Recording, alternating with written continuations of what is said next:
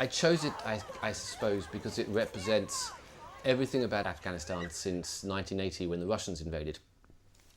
This is what is known as the Russian swimming pool, and it was built by the Russians in 1981. It overlooks the whole of the city, and it's become sort of iconic for all the wrong reasons, really. Firstly, it never worked. It's a folly. They could never pump the water up there, so it was a fail architecturally anyway. Secondly, most famously, and you can get a sense of it when you look at the picture, these are bullet holes. And it's where the Taliban, when they were in control of Afghanistan, used to execute people. It's a very scary and quite horrific thought. And as you walk around the swimming pool, there are bullet holes everywhere. Thousands of people died there.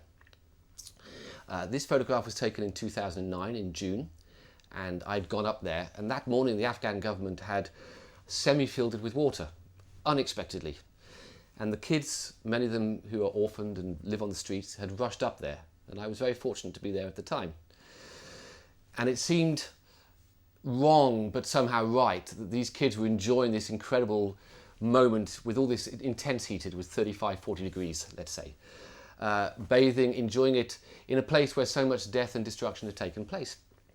So I spent about an hour with these people, with these kids, enjoyed their company, got some great shots, and we left. I went back in 2010, again in June, and I went to revisit it. And what was most interesting about it is that it seems to have gone full circle from when the Russians had built it to the ultimate destruction via the Mujahideen and then through the Taliban. And when I was there in June 2010, the Afghan government had just rebuilt it completely.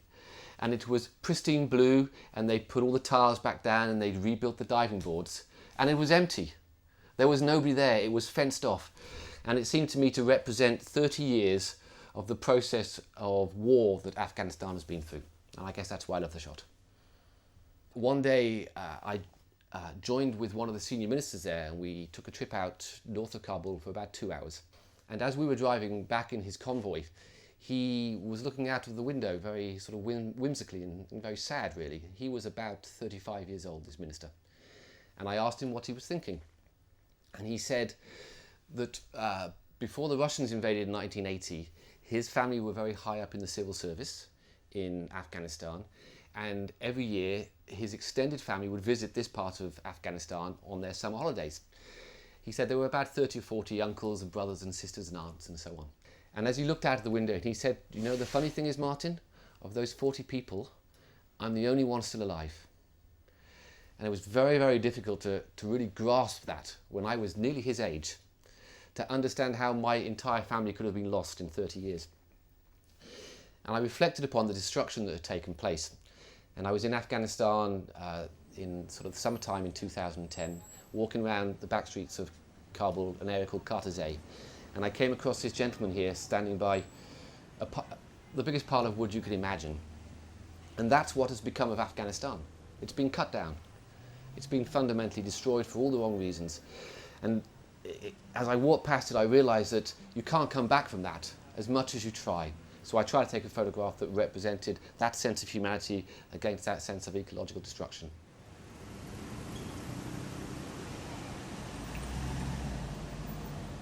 Afghanistan is a nation of traders, small business people. It was obviously the Silk Route. Everywhere you go are these bazaars. That's how the majority of people are making a living. And most people are living hand to mouth every day. They have no expectations beyond that. Not the materialist expectations that we have, really, for our lives. As long as they can eat every night and have food and water, they're fine. In the oldest part of Kabul, which is the most damaged part of Kabul as a result of the Mujahideen and the occupation, is, I can't quite remember the name of the bazaar, but this is the most famous bazaar there. And I have photographed this gentleman on a number of occasions because he's got the most scary face, really. His eyes pierce right through you. The funny thing about this bazaar is it's become repopulated by the Taliban, so you can't really hang around there very long. And if you imagine how hardline the Taliban are about all their Islamic views, at the front of this picture are 4 bottles of black label whiskey, which you would think would be a very dangerous place for him to be, but actually they're filled with olive oil, nothing more than that.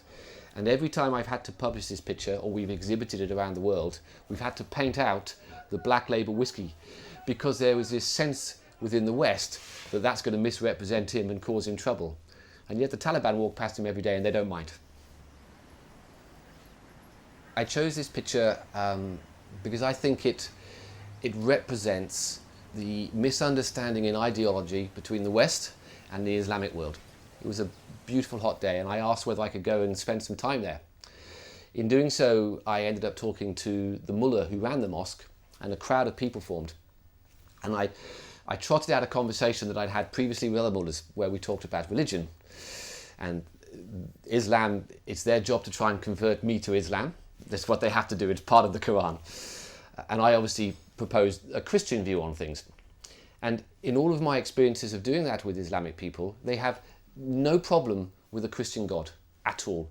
And the conversation flows perfectly. But I'm an atheist.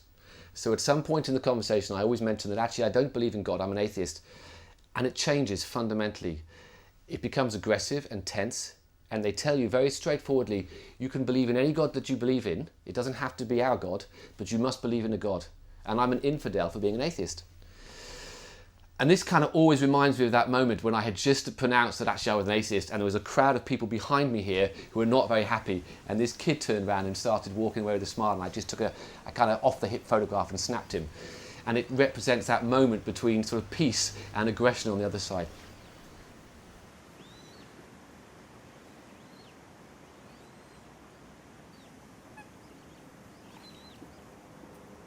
This photograph was taken in Kabul in 2009, and I have a 13-year-old boy, and we live on the side of the hill in the UK. And if a helicopter comes swooping past, which they do every day, nothing happens.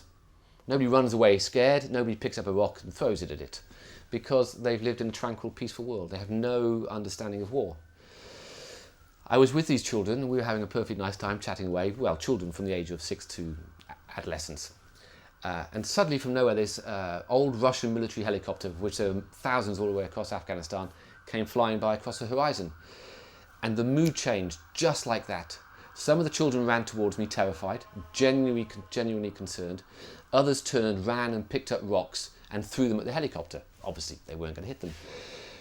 You would simply never get that kind of reaction if you hadn't been brought up in a war-torn country and never known anything other than a war-torn country. If you lived in peace, you wouldn't react in that way. It said to me that you end up locked in this cycle, because these children grow up with this sense of aggression. It's inbuilt within them, and it perpetuates, it never ends. And their reaction, their response to that single helicopter to me really suggested that there's long-term problems that we haven't quite solved yet. This is again in the back streets of Kabul. It was a very hot day, and you get these little twisters, these little tornadoes that pick up, and they whistle down the streets. And as I was taking cover, because I didn't want my equipment to get covered in dust, taking cover behind this wall, this twister came down the streets, and this crowd of children ran out and started dancing. And it was just one of those moments you capture one shot, no more, I just got one frame. But the energy and the life in these children is something that gets squashed and crushed quite quickly in this kind of society. And I suppose I'm very lucky that I have children of my own. I photograph children a lot, and I think they're the most special thing in the world, really. And that's what I try and kind of represent, their innocence and how we mustn't lose it somewhere down the line. 200 yards away from where this photograph was taken, I went to what was the old Russian cultural centre that the Russians built back in the 80s. And it has now become a drugs den, fundamentally. And it's where all the really serious heroin addicts in Afghanistan, in Kabul, live. It's a dangerous place, it's a violent place. And it was really quite intimidating in contrast to being with those children maybe 45 minutes earlier who were full of life, with optimism about the future. This is the face that you see. And of course, opium is a major issue for Afghanistan, but also for the West, because it destroys lives and it funds wars. It's an issue, really. And to see that sort of venom in his face and that disconnect with society so quickly from being those teenagers dancing there to maybe a man in his early to mid-20s is a very devastating place to be in such a small geographical region. So that's why I took those two photographs together.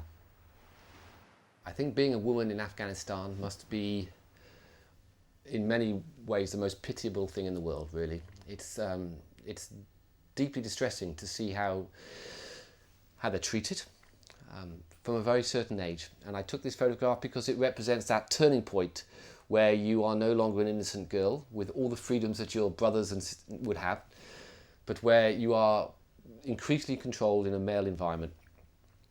And what you've got here is a girl who I guess is around about 8 or 9 years old, and her sister who's about 12 years old. And as I took this photograph, the father of these girls came rushing out, grabbed the daughter who was about 12, took her back in to the house and started screaming at her. And that's the point at which a girl no longer has her freedom because she is fundamentally owned by men. I have a 12-year-old daughter, and I find that notion utterly heartbreaking, frankly. You see that violence towards women across Afghanistan every single day, and it's unconscionable. You can't justify it at all, really. So this picture represents that to me, the turning point from which you are still a free, young, innocent young lady to being a lady who's got a life of possibly terror ahead of you. I had been in Kabul photographing all day long. I'd gone back to the accommodation that I stay in. I recharged my batteries and I decided to go for a walk by myself on the streets of Kabul.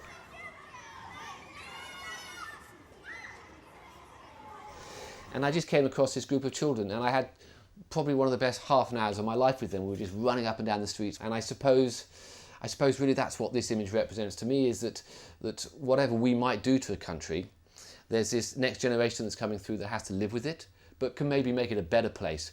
But what we don't want to have happen is that we destroy all of their lust and enthusiasm for their future. And I suppose that half an hour for me, that evening in Kabul, was just representative of the possibility that exists within us all.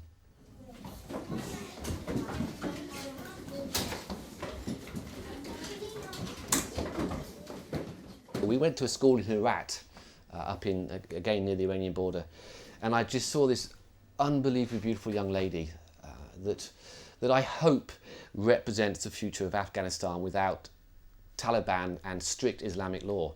Because for the first time ever, young children and young girls are allowed to go to school, and obviously are encouraged to do so. And there's a generation of intelligent, educated women coming through.